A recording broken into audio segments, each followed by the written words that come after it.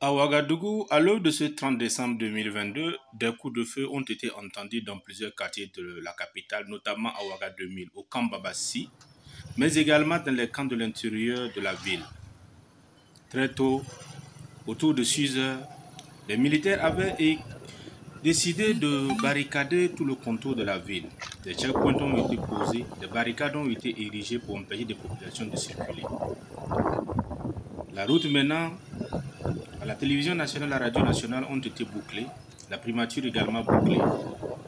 Plusieurs témoins rencontrés ont affirmé que la présidente également était bouclée, les rues étaient quasi vides, mais la circulation continuait de bon temps.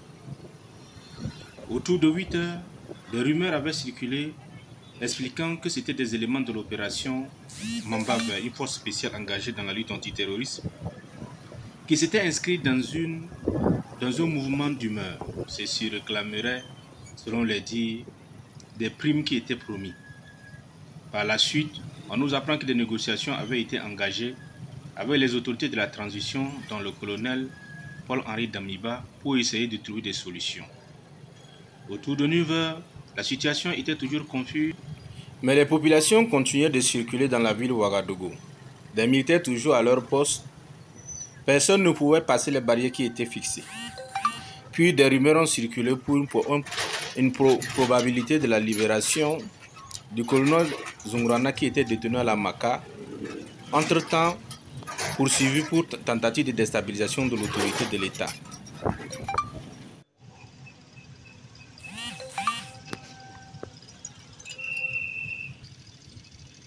Dans l'après-midi, plusieurs groupuscules spontanés munis des drapeaux de la Russie et du Burkina Faso avaient envahi la route en direction avec des slogans demandant l'entame des négociations de coopération avec la Russie dans la lutte contre l'insécurité.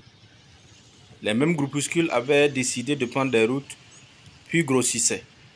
Ces mêmes groupuscules avaient élu domicile à la place de la nation en chantant, en dansant, demandant la libération du colonel Zungrana, mais aussi de rompre les relations de coopération avec la France, surtout les relations de coopération sécuritaire.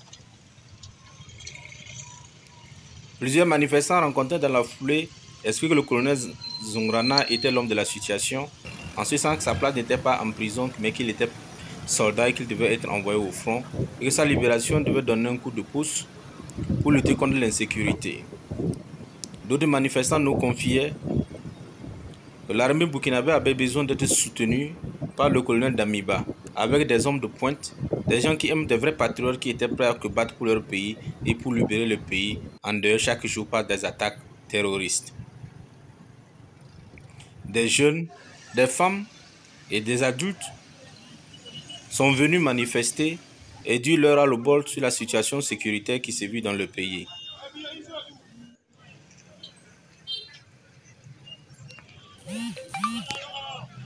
Le gouvernement de la transition dirigé par le colonel Paul-Henri Sandaogo Damiba, qui a pris le pouvoir le 24 janvier 2022, dirige ce pays depuis plusieurs années. Il était venu pour établir la sécurité. Mais bientôt 6 mois après, le pays compte plus de 2 700 000 déplacés internes et plusieurs cas de destruction de biens matériels par les groupes terroristes ont été enregistrés au cours des derniers mois. Plusieurs manifestations publiques avaient été programmées mais étaient entre-temps annulées par les autorités de la transition au motif sécuritaire.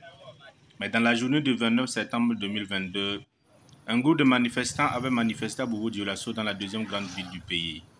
Ceux-ci réclamaient plus de justice, mais aussi plus d'équipements pour l'armée, mais aussi la fin du terrorisme.